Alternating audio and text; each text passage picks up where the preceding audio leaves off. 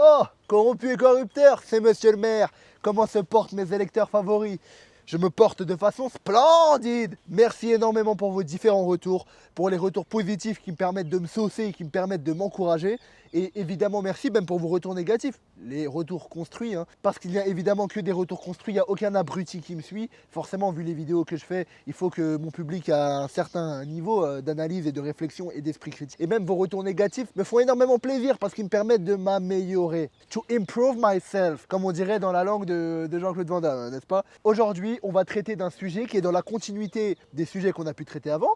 Dans les dernières vidéos, on a pu traiter de l'escroquerie démocratique, comme quoi la démocratie représentative n'est qu'un point enfoncé jusqu'à l'abdomen. La deuxième vidéo, c'est la trahison de la gauche française, qui t'explique que maintenant le point ne va plus jusqu'au niveau de l'abdomen, mais il ressort même au niveau de la bouche. Et aujourd'hui, on voit à quel point ce point sort au niveau de la bouche et te fait devenir une véritable marionnette, car nous allons parler de la propagande des foules et de la manipulation des masses. Contrairement à tous les hypnotiseurs qui nous servent de journalistes et de politiciens, moi je vais vous regarder dans les yeux, évidemment, je vous dois évidemment ça. La propagande politique et la manipulation des masses sont des phénomènes sociaux qui sont profondément ancrés dans l'histoire moderne et contemporaine. Leurs mécanismes et leurs effets ont été analysés par plusieurs penseurs, par plusieurs théoriciens, dont ce bon vieux Gustave Le Bon, Edouard Bernays, Serge Tchakotine, et je n'oublie pas Noam Chomsky, évidemment. Ces théoriciens ont mis en lumière la manière dont les masses peuvent être influencées, manipulées, voire contrôlées. On va voir évidemment toutes ces techniques de communication spécifiques. Souvent dans le but, enfin je dirais même tout le temps dans le but de servir des intérêts privés et non des intérêts publics, qu'ils soient des intérêts politiques ou des intérêts socio-économiques. L'exposé que je vous propose aujourd'hui a pour but d'explorer ces concepts à travers les différentes contributions de ces auteurs, à travers des exemples et à travers mon analyse. Le premier auteur qui va être mon ami, mon associé, c'est Gustave Le Bon. Ah là là, Gustave Le Bon! Mais qui est ce bon vieux Gustave? Gustave, c'est un médecin et sociologue français qui est surtout connu pour son ouvrage La psychologie des foules, qui est paru à la fin du 19e siècle, en 1895. Dans cet ouvrage, Gustave analyse le comportement des foules et les mécanismes de leur manipulation. Selon Le Bon, les individus, lorsqu'ils sont en groupe, ils tendent à perdre leur sens critique et ils adoptent un comportement totalement irrationnel et émotionnel. Ce n'est plus du tout l'esprit cartésien qui fonctionne. Cette âme collective, comme le décrit ce bon vieux Gustave, cette âme collective des foules est facilement influençable et peut être dirigée par un leader charismatique ou par des idées simples et répétitives. Gustave, à travers son ouvrage, il souligne 3 caractéristiques principales des foules. Elles sont absolument pas négligées et elles sont centrales, elles sont des piliers de la manipulation des masses. La première, c'est l'anonymat. Évidemment, les individus au sein d'une foule ils se sentent anonymes, ils se sentent camouflés par la masse. Et le fait de se sentir anonyme, ça les libère totalement des contraintes morales et sociales. Le deuxième facteur important à ne pas négliger, c'est la contagion. C'est-à-dire en gros que les idées et les émotions se propagent assez rapidement au sein d'une foule finalement, conduisant à une homogénéisation, à une uniformisation des comportements. C'est pas évident à dire en parlant à ce rythme-là le mot uniformisation. En fait finalement, j'ai réussi assez facilement donc je dis de la merde. Pourquoi je dis pas de la merde? Parce que le troisième caractère important, qu'est-ce que c'est selon Gustave? C'est la suggestibilité. Bon, ce mot veut un peu rien dire, mais qu'est-ce que c'est? Dans ce cadre-là, la suggestibilité, elle signifie que les foules sont particulièrement réceptives aux suggestions et aux mots d'ordre. Tu fermes ta gueule, d'accord? Tu fais comme ça? D'accord, d'accord. Je me leverai, je m'assierai uniquement au bar et je m'injecterai Pfizer dans le sang, d'accord? Je ferai comme ça, je signerai des papiers, d'accord, pardon, excusez-moi. Donc les foules sont particulièrement réceptives aux suggestions et aux mots d'ordre, surtout lorsqu'elles viennent de... Et surtout lorsqu'ils sont véhiculés par un orateur capable de capter leur intention. Ah ouais mon pote, quand il y a quelqu'un qui capte ton attention, tu fermes ta gueule et tu te sens directement inférieur et tu fais ce qu'il te dit parce que tu te dis que déjà, un, il se sent légitime et de deux, il est supérieur à toi, alors que c'est absolument faux. Pour Gustave Le Bon, la manipulation des foules, elle repose sur l'utilisation d'images frappantes, de slogans simples et d'une répétition incessante. J'ai oublié quel philosophe disait ça, mais la répétition est la mère de toute vertu, n'est-ce pas? Un truc comme ça. Mais en gros, avec la répétition, on te fait rentrer n'importe quoi dans la tête. Comme tu connais par cœur la chanson Around the World des Daft Punk, parce que ça fait que... Et tout le son, c'est ça. Donc avec la répétition, elle est incroyable. Même le clip, pour ceux qui s'en rappellent, c'est que des gens qui tournent, avec des sortes d'aliens, des fourmis. Bon, c'est des images assez frappantes. Ces techniques de manipulation, elles permettent de contourner la raison, tu vois, petit raccourci Mario Kart dans le cerveau, pour toucher directement les émotions, pour toucher directement ton petit cœur. En fait, ce qui est particulièrement efficace dans le but de la propagande politique, dans ce cadre-là, toucher ton cœur, c'est mieux que toucher ton cerveau. Parce que si on touche ton cerveau, eh ben forcément tu réfléchis. Et quelqu'un qui réfléchit, eh ben c'est quelqu'un de dangereux. Après avoir parlé de Gustave Le Bon et qui m'est servi dans le but d'analyser la propagande politique et certaines techniques, on va parler de mon gars sûr, du neveu de Sigmund Freud, j'ai nommé Edouard Bernays, le père des relations publiques, c'est-à-dire le père du fait de te baiser ton cerveau. Excusez-moi. Edouard Bernays, il est considéré comme le père des relations publiques. Dans son ouvrage Propaganda, qui est paru à la fin des années 20, en 1928 si mes souvenirs sont bons, Bernays développe dans cet ouvrage l'idée que la manipulation des masses, elle peut être utilisée non seulement par les gouvernements, mais aussi par des entreprises privées pour influencer l'opinion publique et orienter les comportements. Ah, le contrôle orienté, mais incroyable. Tu vois, Zidane en 2006 contre le Brésil, ça c'est du Edouard Bernays. Alors ça, mon pote, c'est pour ça que franchement, après, il faut le savoir, j'ai pas été maire toute ma vie. C'est vrai qu'en étant maire, c'est important pour moi de rentrer dans le cerveau des gens, mais j'ai fait beaucoup de ventes quand j'étais un peu plus jeune et Edouard Bernays m'a beaucoup aidé. Et Edouard Bernays, il s'appuie sur des concepts de psychologie freudienne, donc sur les techniques de son bon vieil oncle. C'est un peu plus simple hein, de faire des concepts de psychologie freudienne quand ton oncle c'est Freud. Hein. Comme c'est aussi simple de gagner les 12 coups de midi quand t'es autiste. Mais bon, ça c'est autre chose. Moi j'ai fait question pour un champion, je joue avec la catégorie valide, ok? Restez avec les handicapés, nous on reste avec les valides, s'il vous plaît. Excuse-moi, l'autre dès la naissance, il a des capacités cognitives augmentées par rapport aux miennes. Le mec il a déjà des compétences de cyberpunk, il veut jouer contre moi, attends. Bernays considère que les individus sont principalement motivés par des pulsions inconscientes. Vraiment des pulsions. Et que ces pulsions peuvent être exploitées par des techniques de propagande bien orchestrées. Bien orchestrées en mode Mozart, la symphonie 40. La 40e symphonie, c'est magistral. Orchestration de ce niveau-là. Selon Bernays, les relations publiques consistent à façonner l'image d'une idée, d'un produit ou d'un leader politique en influençant les symboles et les images auxquelles les masses sont exposées. En fait, il te parle tout simplement le fait de transformer une idée qui peut être plutôt négative pour l'opinion publique, la transformer en quelque chose de vertueuse. De la même manière qu'on peut transformer un homme politique qui est absolument en déficit de charisme en quelqu'un d'absolument charismatique, tu vois, comme Emmanuel Macron, notre grand guide national, le monarque absolu, comme Hitler ou comme moi-même, n'est-ce pas? Bon, je ne nous mets pas sur le même pied d'égalité, hein, bien sûr, hein, évidemment. Hein. Doucement, malheureux. L'une des contributions majeures de Bernays, c'est la normalisation de l'utilisation des médias de masse pour manipuler l'opinion publique. Et uniquement dans ce but-là. C'est évidemment pas pour les faire réfléchir et pour les informer. Il a démontré comment, à travers la création de faux consensus, on pouvait transformer radicalement les perceptions sociales. Et ça, il est trop fort. Notamment l'exemple de comment est-ce qu'il a réussi à faire fumer les femmes et de comment est-ce qu'il a réussi à instaurer le bacon comme étant une étape typique du petit-déj américain. La vision bernaysienne de la propagande, si je peux me permettre de parler ainsi, j'ai inventé un mot, on appelle ça un néologisme, vous apprendrez toujours quelque chose avec moi, n'est-ce pas? Donc cette vision-là, elle est un peu ambiguë parce qu'elle est à la fois technique et éthique, car Bernays, il reconnaît la puissance de ces outils tout en soulignant leur potentiel de manipulation à grande échelle. C'est incroyable, c'est comme si j'ai un 44 Magnum, je te dis regarde, là je peux te tirer dessus, tu vas perdre connaissance tout de suite et tu vas mourir en moins de 3 secondes. C'est incroyable comme outil, non? Regarde, je vais te le mettre contre le cou, regarde comment c'est incroyable, regarde. Il est totalement fou ce Bernays, le mec il est totalement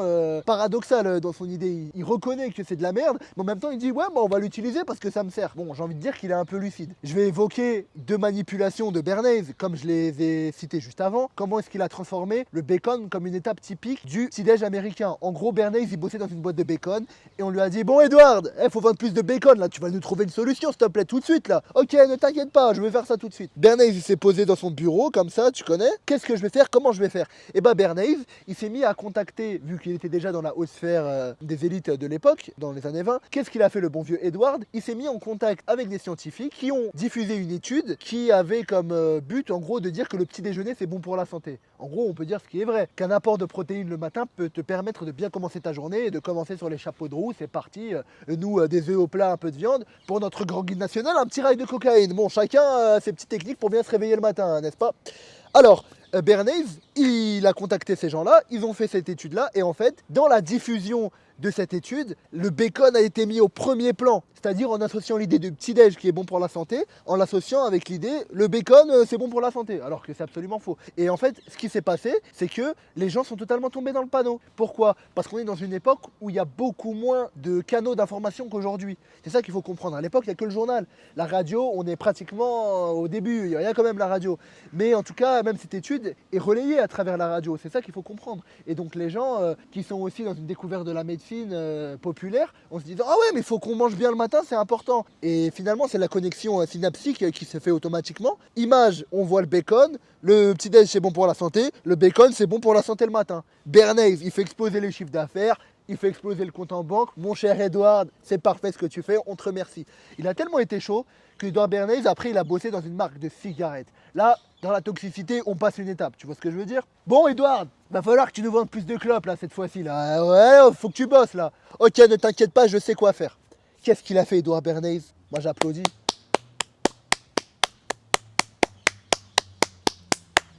Je pourrais applaudir encore 5 minutes, tellement c'est exceptionnel ce qu'il a fait. Bernays, il s'est dit...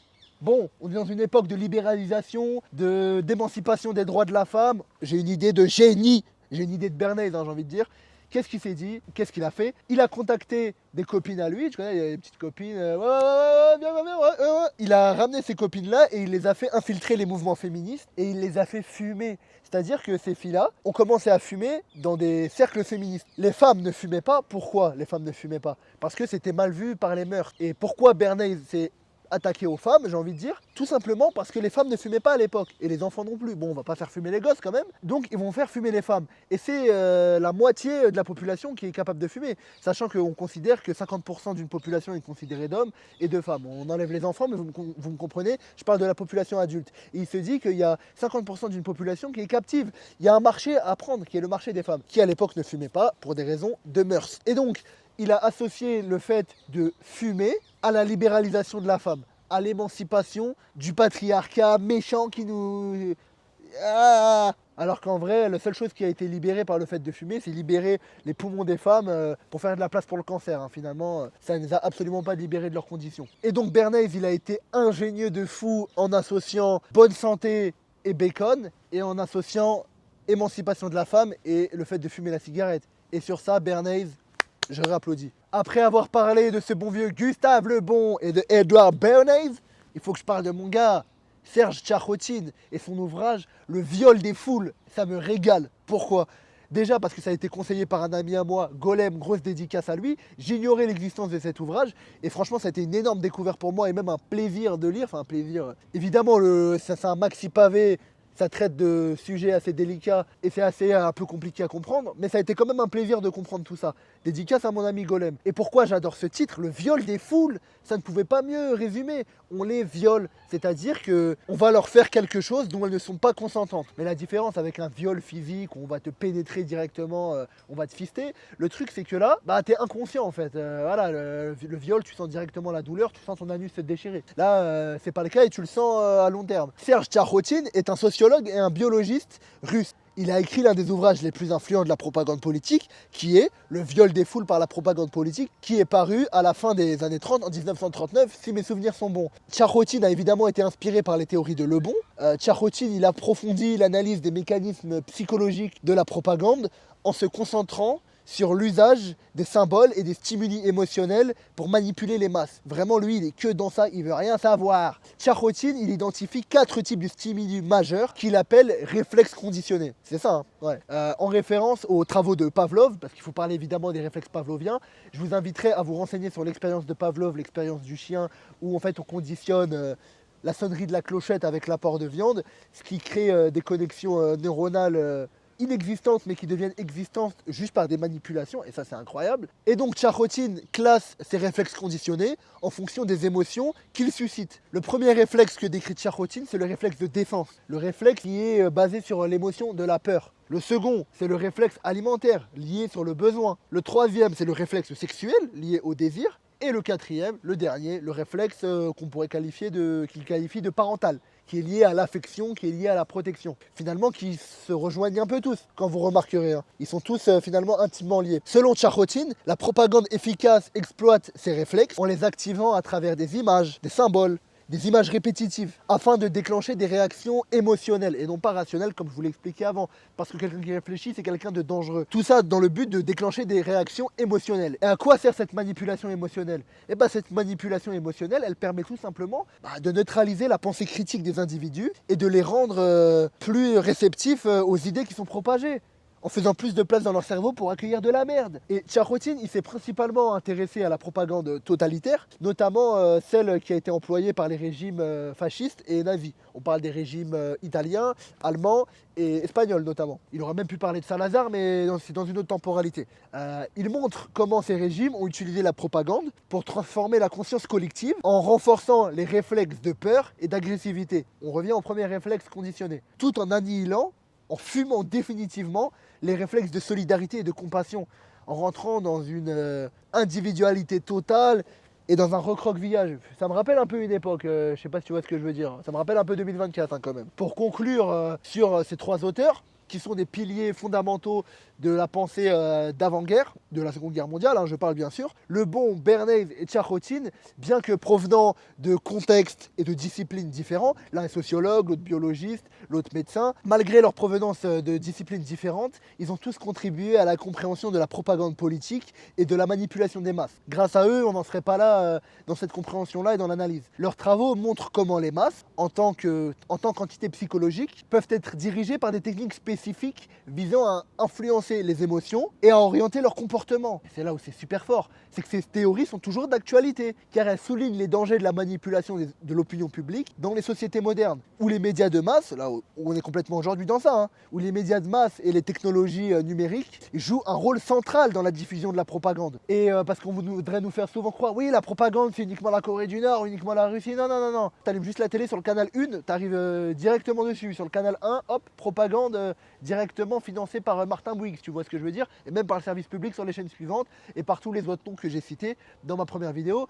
Mais la manipulation médiatique mériterait une vidéo à elle-même parce que c'est vraiment un gros pavé. La prise de conscience de l'existence de ces mécanismes, elle est essentielle, vraiment, pour défendre l'autonomie de la pensée individuelle face à des tentatives de manipulation et des viols de cerveau de plus en plus sophistiques, de plus en plus sophistiqués aussi, finalement.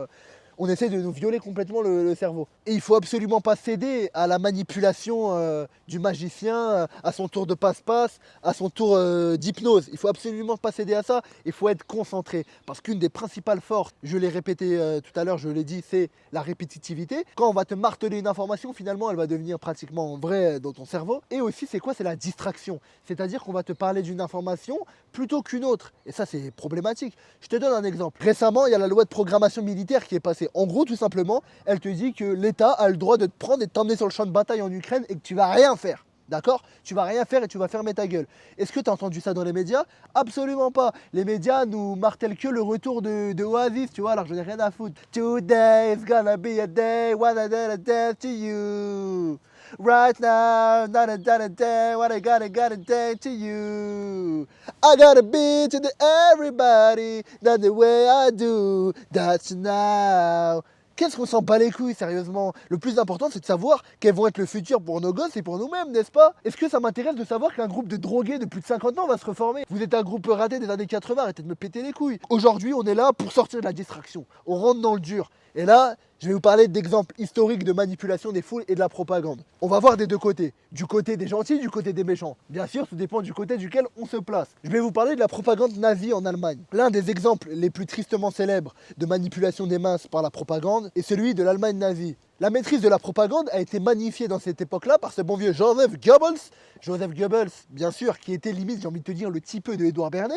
Il s'est complètement inspiré de propaganda et il a totalement tiré de cet ouvrage des leçons qu'il a appliquées dans la réalité du régime nazi. Et donc toute cette technique-là pour contrôler l'opinion publique allemande qui a pour but de renforcer le régime hitlérien et la légitimité du pouvoir. Finalement, j'ai envie de dire, c'est le but de toute propagande politique, finalement. L'utilisation des médias, elle est cruciale dans la manipulation par Goebbels, car ce bon vieux Joseph Goebbels, il a exploité tous les médias disponibles de l'époque. La radio, les journaux, le cinéma et même les affiches. Tu vois, une affiche que tu penses innocente, mais elle a un impact sur ta tête. Pourquoi? Pour diffuser des messages de haine, par exemple à l'époque, contre les juifs, contre les communistes et contre les opposants au régime. Et quand je dis les juifs, c'est surtout l'élite sioniste qui gangrène l'État, la finance juive parasitaire. C'est ça qui a été dénoncé à l'époque par le régime hitlérien. Les films de propagande de l'époque, on pourrait citer notamment le triomphe de la volonté, qui, il me semble, sorti dans les années 30, en 35 ou en 36, qui a été réalisé par Leni Riefenstahl, qui a notamment le film Olympia, pour ceux qui connaissent,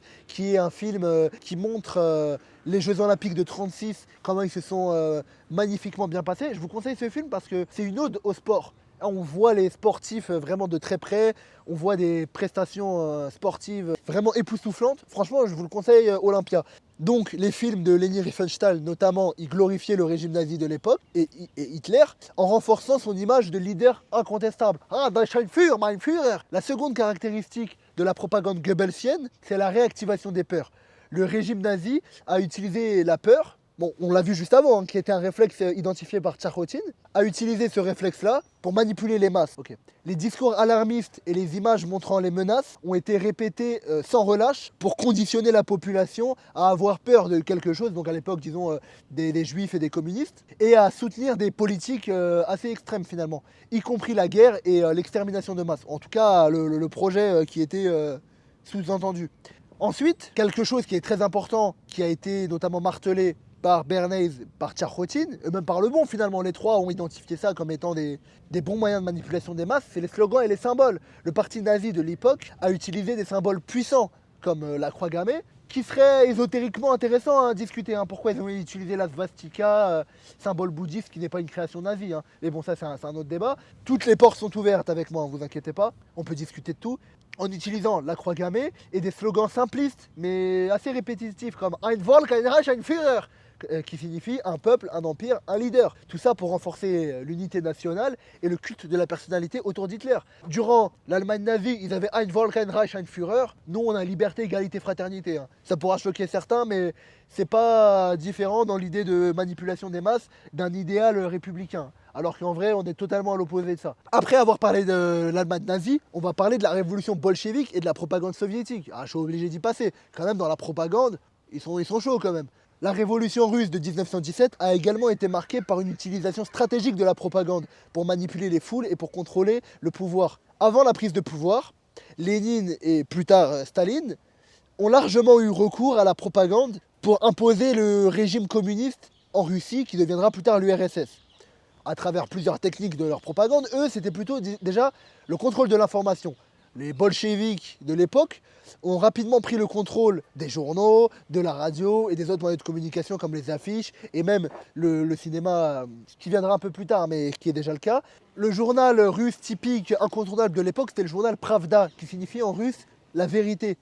Déjà c'est intéressant, un journal qui s'appelle La Vérité, et c'est le seul journal qui existe, qui était devenu l'un des organes, voire l'organe officiel de la propagande du Parti communiste, véhiculant les idées du régime et censurant toute critique. Tu vois, à l'époque où l'information, elle remontait directement au secrétaire général du parti. Finalement, pas grande différence aujourd'hui.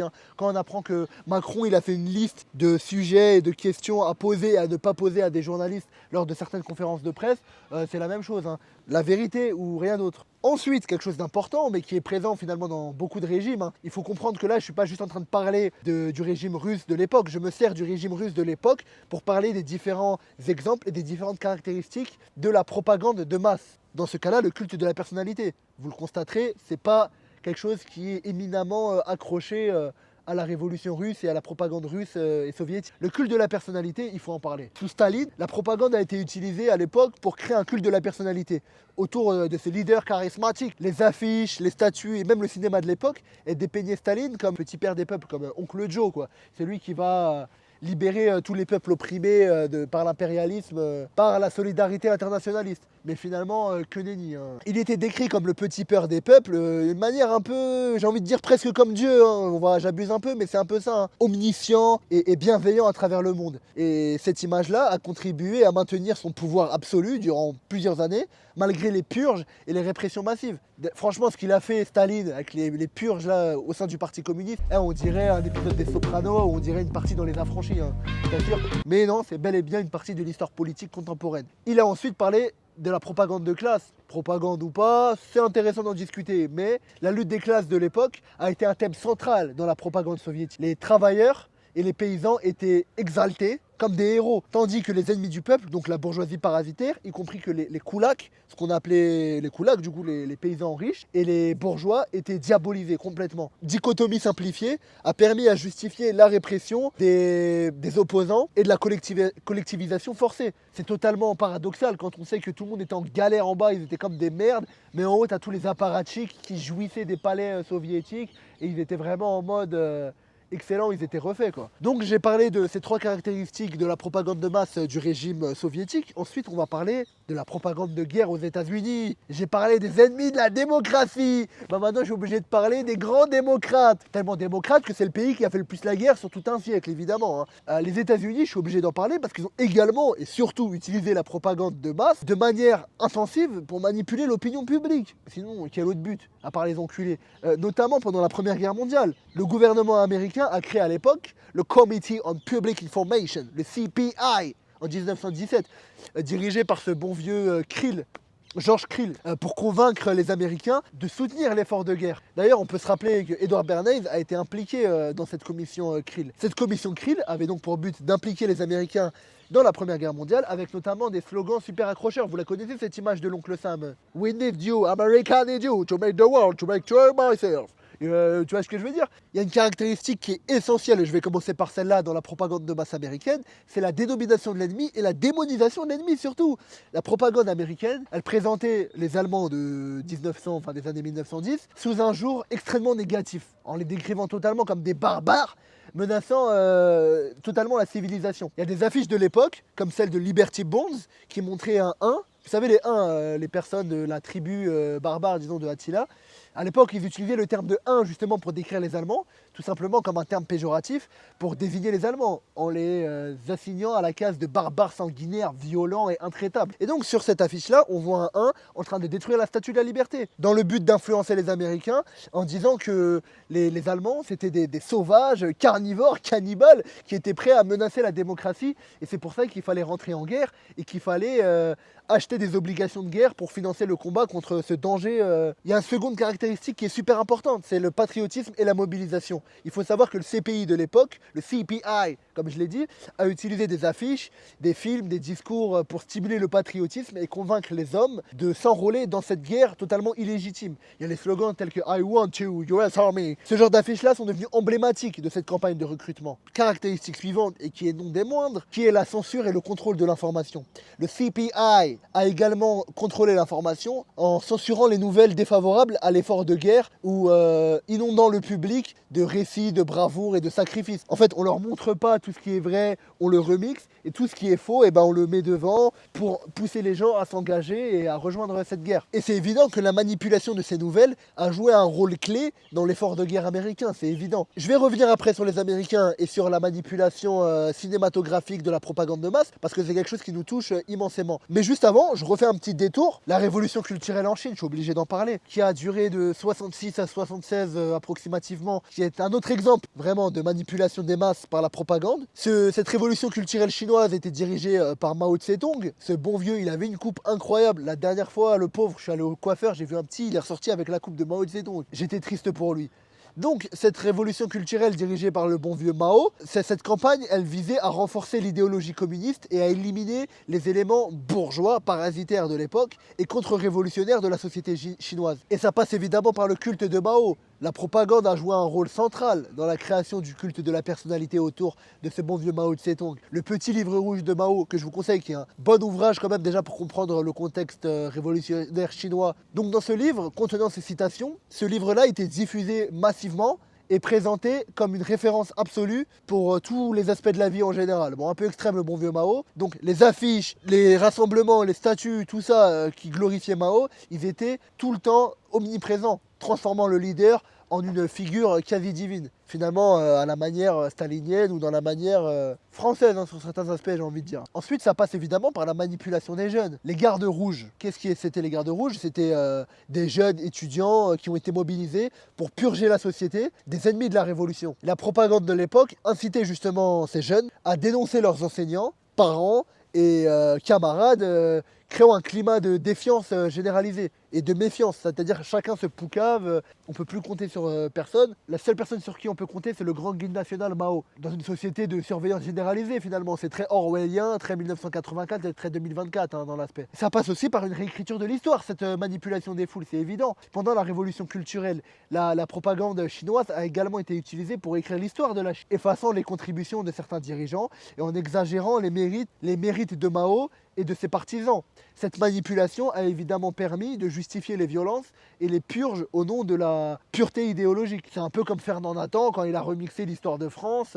Pour conclure sur la révolution culturelle chinoise, ces exemples montrent comment la propagande, en exploitant les émotions, les peurs et les croyances des masses, peut être un outil puissant pour manipuler les sociétés, finalement en utilisant les réflexes conditionnés décrits par Tcharotine.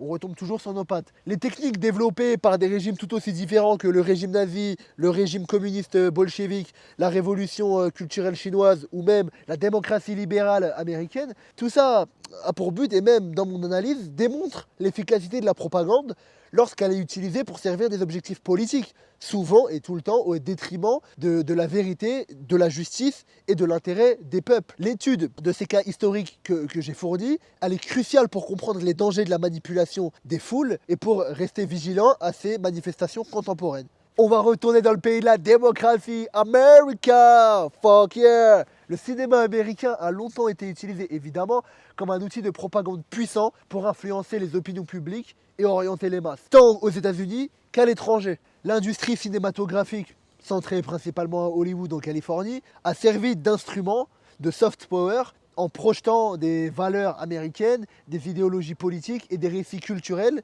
sur des audiences mondiales, plus ou moins averties. Voici comment, à travers les exemples que je vais vous fournir et mon analyse, le cinéma américain a été utilisé comme une arme de propagande massive à travers différentes époques. Tout d'abord avec la Première Guerre mondiale. Dès la Première Guerre mondiale, le cinéma ricain, le cinéma de ces putains d'Amerlocs, a été mobilisé pour soutenir l'effort de guerre. Je reviens encore sur lui, le Committee on Public Information, le CPI de la commission Krill, dirigée par le bon vieux Krill, a utilisé le cinéma pour diffuser des messages de patriotisme et encourager le soutien à la guerre et la mobilisation.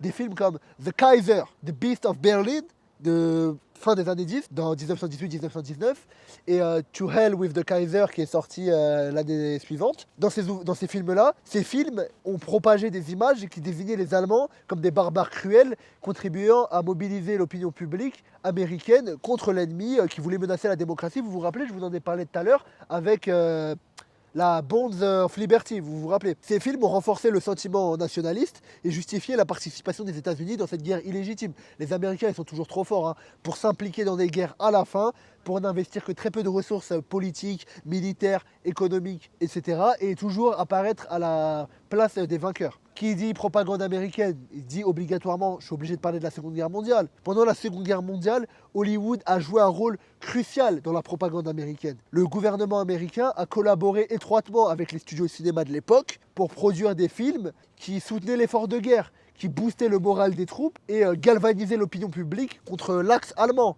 qui était composé aussi de l'Italie et du Japon. Mais là, je vais parler des films qui sont sortis à l'époque, comme Casablanca, avec Omar Sharif, sorti en 1942, et Mrs. Miniver, par exemple, sorti la même année, qui ont non seulement renforcé l'idée de la guerre comme un contrat patriotique et moral, mais aussi promu l'idée et le sacrifice nationaliste. Et c'est évident et c'est logique. Il faut comprendre que c'est cette propagande-là qui a joué un rôle clé dans la construction d'une image héroïque des Alliés, tout en dénigrant les forces de l'Axe sous un jour sombre. Parce que j'ai envie de dire, finalement, tout ça n'est qu'une question de point de vue. Pas motivé par les mêmes choses, ce n'est pas les mêmes contextes géopolitiques et géostratégiques. Voilà, il n'y a pas de bien et de mal, c'est pas comme ça que ça fonctionne. Contrairement à ce qu'on nous a appris à l'école, ou dans ces films, vous verrez que la version de l'éducation nationale et la version hollywoodienne finalement se rejoignent, il n'y a que très peu de différence. J'en ai parlé tout à l'heure, mais quelque chose de très important que je vais répéter, c'est la démonisation de l'ennemi. Vraiment que l'ennemi, ça soit le shaitan absolu, c'est logique, pour qu'on ait peur de lui, réflexe conditionné de Tcharotine, et pour qu'on se mobilise et qu'on trouve la guerre légitime. Le cinéma de cette époque, il a souvent représenté les ennemis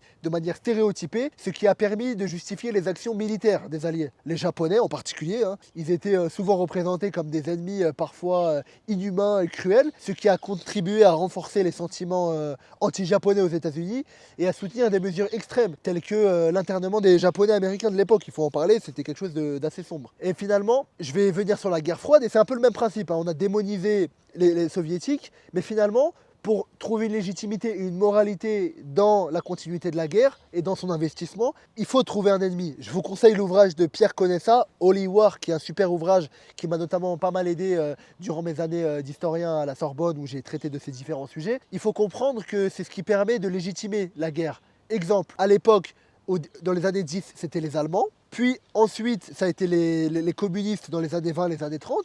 Puis après la Seconde Guerre mondiale, on est retourné sur l'axe allemand, avec, je l'ai cité, avec les Italiens et les Japonais. Ensuite, dans la guerre froide, on a rebasculé sur les Russes, sur le communisme. Et aujourd'hui, sachant que l'ennemi soviétique a été battu en 91, qui c'est l'ennemi? L'ennemi, c'est les barbus. Et c'est là qu'a été invoquée l'image de Oussama Ben Laden, le dangereux terroriste islamiste qui menace la démocratie et les mœurs de l'American Way of Life, exactement. Ensuite, c'est la guerre froide. Cette période est super importante pour comprendre les manipulations de masse du cinéma américain. Le cinéma américain est devenu un outil stratégique dans la lutte idéologique de l'époque contre le communisme dans un dernier temps. Hollywood a produit de nombreux films qui mettaient en avant les dangers du communisme et en avant les valeurs de la démocratie et du capitalisme comme étant les valeurs de la liberté. Il y a les films anticommunistes que je suis obligé de citer comme I Was a Communist for the FBI qui est sorti au début des années 50 et The Red Menace qui est un film à la base d'extraterrestres. Bon, on a décrit l'extraterrestre qui sont en rouge et c'est la menace rouge. Ça va vite, hein, le rouge, le soviétique. Voilà. Et tous ces films ont été utilisés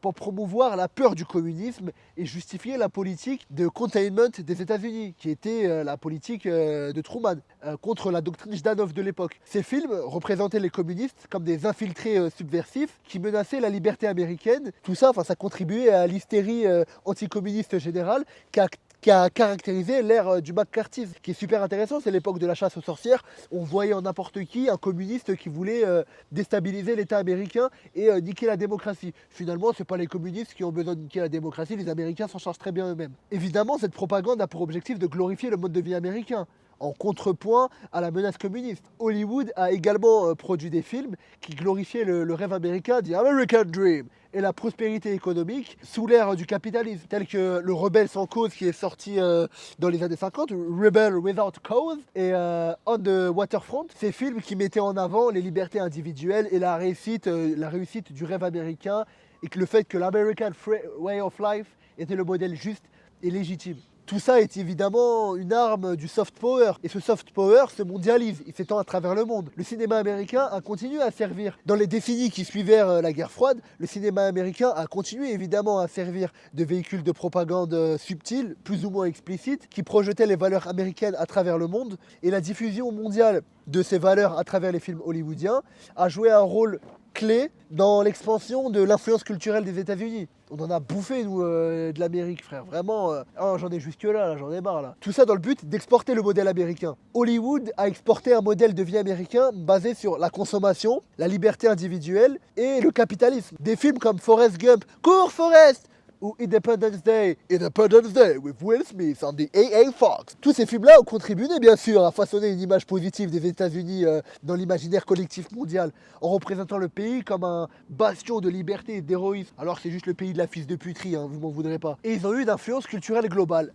À travers tous ces blockbusters, Hollywood a imposé des normes culturelles, esthétiques et narratives qui ont souvent éclipsé les cultures locales, comme notre culture française. Elle a totalement été éclipsée par l'American Way of Life américain. Mais il est où est la France, bordel? Des franchises comme Star Wars et Marvel ont non seulement dominé le box-office mondial, mais ont aussi diffusé des valeurs américaines, parfois en opposition avec les régimes politiques locaux, et même souvent. Ça revient sur ce dont je parlais ensuite. Après la guerre froide, il faut trouver un nouvel ennemi. Le soviétique étant tombé, on va trouver maintenant le barbu. Le cinéma contemporain et la propagande post-11 septembre, il faut en parler. Après les attentats du 9/11, le cinéma américain a été de nouveau mobilisé pour soutenir les politiques du gouvernement, notamment la guerre contre le terrorisme. Le cinéma américain a de nouveau été mobilisé pour soutenir les politiques du gouvernement, donc notamment cette guerre contre le terrorisme. On se rappelle aussi de ce bon vieux Colin Powell qui tend sa fiole. Ceci est une arme de destruction massive. Ils veulent détruire la civilisation américaine. Venez en guerre, mobilisez-vous, sacrifiez votre corps pour nous servir et pour mourir. Il y a des films On peut s'en rappeler comme Zero Dark Thirty par Catherine Bigelow et American Sniper. Alors ça c'était le film de Clint Eastwood, on peut pas trouver presque plus gros film de propagande que les films de Clint Eastwood. Ces films-là ont été critiqués pour leur représentation, vraiment j'ai envie de dire idéalisée de l'idéal américain. Bah, quand même dans le film on a quand même le sniper qui tire sur une daronne, hein, mais bon, qui est à des centaines de mètres de lui, mais bon ça c'est autre chose. C'est la liberté américaine, n'est-ce pas? Et donc ça nous a proposé une narration héroïque des Américains et des États-Unis. Ces films tendaient à présenter les forces américaines comme les défenseurs de la liberté mondiale, justifiant ainsi des actions militaires controversées. C'est-à-dire que même quand les Américains ils vont buter des Afghans, ils vont pisser sur le cadavre, c'est pour la liberté et pour la démocratie, sachez-le. Toujours, cette forme de propagande, moins explicite mais toujours présente, elle sert toujours à renforcer l'idée que les États-Unis agissent comme une force de bien sur la scène internationale. Pour conclure, et ça va me permettre de conclure aussi cette vidéo en même temps, le cinéma américain en tant que forme de médias de masse a été un outil de propagande d'une efficacité redoutable. Personne ne peut tester, personne ne peut s'asseoir à sa table, j'ai envie de le dire. Que ce soit pour mobiliser l'opinion publique pendant les guerres, pour lutter contre l'idéologie communiste durant la guerre froide, ou pour promouvoir l'influence culturelle des États-Unis à travers le monde via Hollywood, l'industrie du cinéma américain a souvent servi les intérêts stratégiques du gouvernement américain. Finalement, aucune liberté, malgré que ce soit des entreprises privées, hein, toujours alignées à l'axe américano-sioniste. La puissance de ce média réside dans sa capacité à raconter des histoires qui captivent les masses, qui les manipulent et surtout qui leur font croire à une version officielle. Croyez le récit, n'ayez aucun esprit critique. Ce que vous voyez dans ce film en 16/9 est la réalité absolue et rien que la vérité. Tous ces films-là ne sont pas que du cinéma. Il y a énormément de messages subliminaux. C'est de la manipulation de l'esprit, c'est ça qu'il faut comprendre. C'est comme les clips de l'industrie musicale française ou américaine. Il y a énormément de symboles cachés qui sont liés à des symboliques ésotériques, etc. Et je vais terminer de parler de tout ça avec l'exemple de Noam Chomsky, qui est un intellectuel et un linguiste américain,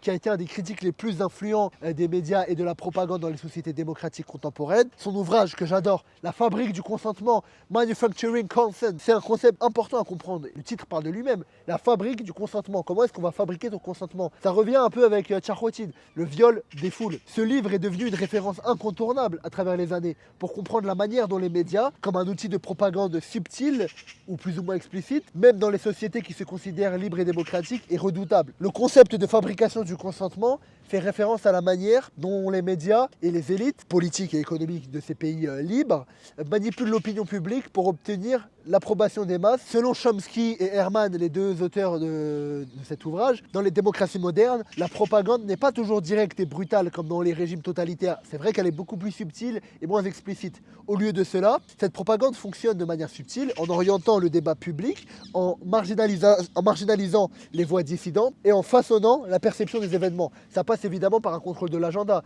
Comme je vous l'ai expliqué tout à l'heure, ça passe par le fait de cacher certaines informations, d'en montrer certaines autres en priorité. Ce contrôle de l'agenda médiatique permet de diriger l'attention du public vers certains problèmes tout en dissimulant d'autres. Donc, par exemple, les médias peuvent accorder une attention disproportionnée à Pierre Palmade et n'absolument pas parler de sujets qui nous intéressent comme l'actualité économique. Il faut parler aussi du cadrage de l'information. Même lorsque les médias couvrent certains sujets, la manière, et ça faut le comprendre, dont ils sont présentés influence profondément la compréhension du public. C'est pas parce qu'on parle d'un sujet qu'on en parle bien. Chomsky critique également la tendance des médias à créer une fausse équivalence entre les différentes opinions pour donner une impression de neutralité, alors que absolument pas.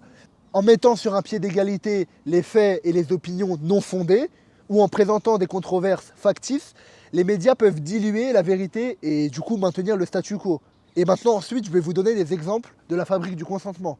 Là, instinctivement, là tout de suite, dans des exemples où je ne vais pas rentrer dans le fond du sujet, mais le Covid. Le Covid a été une phase de test à grande échelle. On a testé le consentement des individus à différents égards, que ce soit au niveau du vaccin, ou que ce soit même avant ça au niveau des injonctions de soins ou des injonctions de confinement, où tu dois signer un papier pour sortir de chez toi, comme ça si tu te fais contrôler par la police, tu as le droit, si tu vas chercher le pain, si tu vas promener ton kleps, ou si ton kleps va te promener, hein, on ne sait pas vraiment finalement. Un exemple de la fabrique du consentement très chomskyen, c'est la controverse des guerres. Bah oui, les guerres sont controversées et la plupart du temps illégitimes.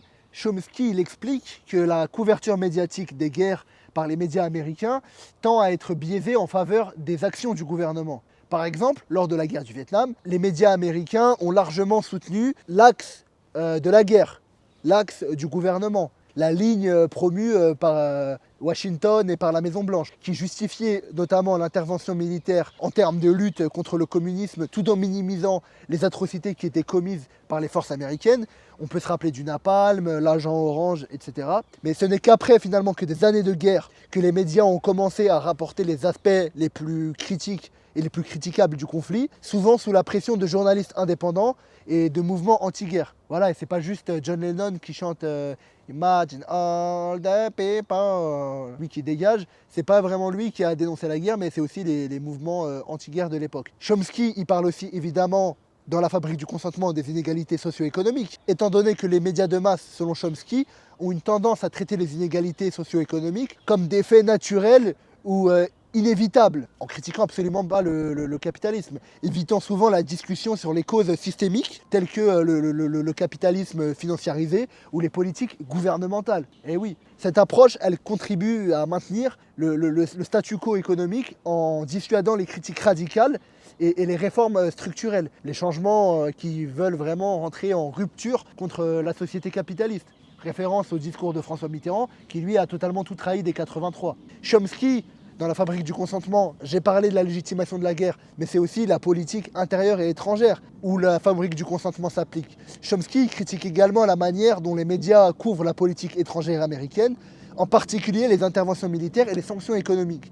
Les médias, en s'appuyant sur des sources gouvernementales et des experts totalement alignés sur les intérêts des élites américano-sionistes capitalistes américaines, présentent souvent ces actions comme des efforts pour promouvoir la démocratie et la liberté et les droits de l'homme et toutes ces conneries, tout en occultant les motivations occultes, je dirais vraiment, ou géopolitiques sous-jacentes des politiques extérieures. Après avoir parlé des caractéristiques intrinsèques à la fabrique du consentement, il faut parler de l'impact et de la réception de cet ouvrage. Évidemment, La fabrique du consentement de Chomsky a eu un impact, je dirais, considérable sur la critique des médias, tant dans les milieux universitaires que dans les milieux militants. Le livre a inspiré de nombreux chercheurs et activistes dans le but d'examiner de manière critique le rôle des médias de l'époque dans la société et de chercher des moyens de contrer la manipulation de l'opinion publique. Cependant, cet ouvrage a énormément été critiqué par certains pour son approche jugée trop déterministe, certains arguant que les médias ne sont pas toujours aussi uniformément alignés sur les intérêts des élites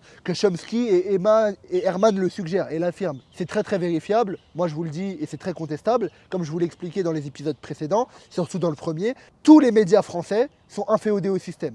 Soit sont des médias du service public, soit sont détenus par des milliardaires qui n'ont absolument pas les mêmes intérêts que les nôtres et ont des intérêts qui sont très proches des intérêts des élites mondiales et sont très proches des intérêts mondialistes. Donc ils vont totalement contre les intérêts des petits peuples. Pour conclure sur Chomsky, selon moi, ce bon vieux Noam Chomsky nous offre une analyse que je qualifierais de pertinente sur la manière dont les médias de masse peuvent être utilisés comme outils de propagande pour manipuler l'opinion publique dans les sociétés démocratiques libérales. Son modèle de propagande montre comment, par des filtres économiques et idéologiques, les médias contribuent à créer un consensus qui sert les intérêts des élites, et seulement les intérêts des élites et non les intérêts des peuples. Toujours au détriment de la vérité et de la justice. Cette critique reste extrêmement logique et encore une fois pertinente, dans un monde où les médias jouent un rôle central dans la formation des opinions et dans la diffusion des informations. Et c'est pour ça que je vous conseille, en récapitulant, La fabrique du consentement de Noam Chomsky, La psychologie des foules de ce bon vieux Gustave Le Bon, Le viol des foules par la propagande politique par Serge Tcharoutine, et évidemment, Propaganda de Edouard Bernays. À travers ces 4 ouvrages, normalement, vous aurez fait un tour assez conséquent de la question de la manipulation de masse et de la propagande des foules. En tout cas, moi, c'est ces ouvrages-là qui m'ont permis de comprendre la société dans laquelle on vit, et c'est aussi tout simplement de constater la réalité informationnelle des médias et de la logique informationnelle de nos gouvernants. Corrompus et corrupteurs, c'était Monsieur le maire.